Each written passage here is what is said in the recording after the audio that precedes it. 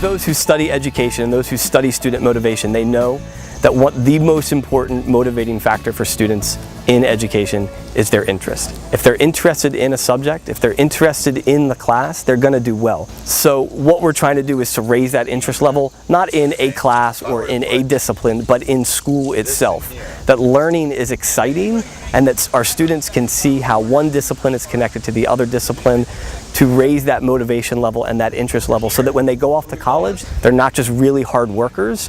When they go off to college, they're really excited about learning. And we know that if you're excited about learning, you're going to, for the most part, you're going to succeed and do well.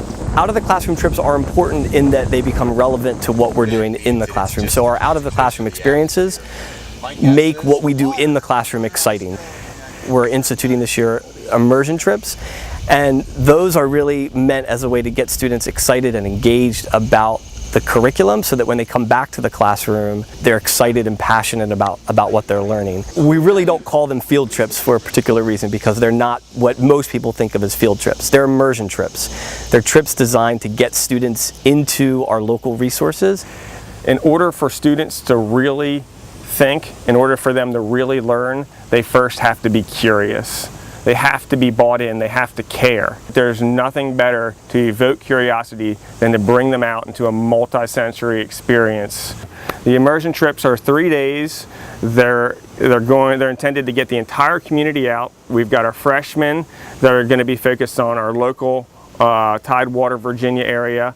Our sophomores that are going to have a 3-day experience focused on the Rappahannock watershed. So we're going to do a day in the mountains, a day in the Piedmont, a day down here in the coastal plain.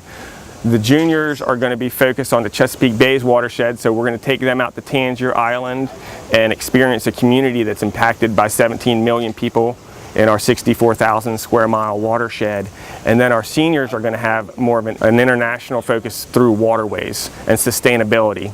One of the projects that we have here on the dock, actually on the end of our dock, is our oyster gardening program, our oyster aquaculture program. I worked for the Chesapeake Bay Foundation for 10 years. I don't know of any other school that has as an extensive oyster aquaculture program as we do here at Christchurch.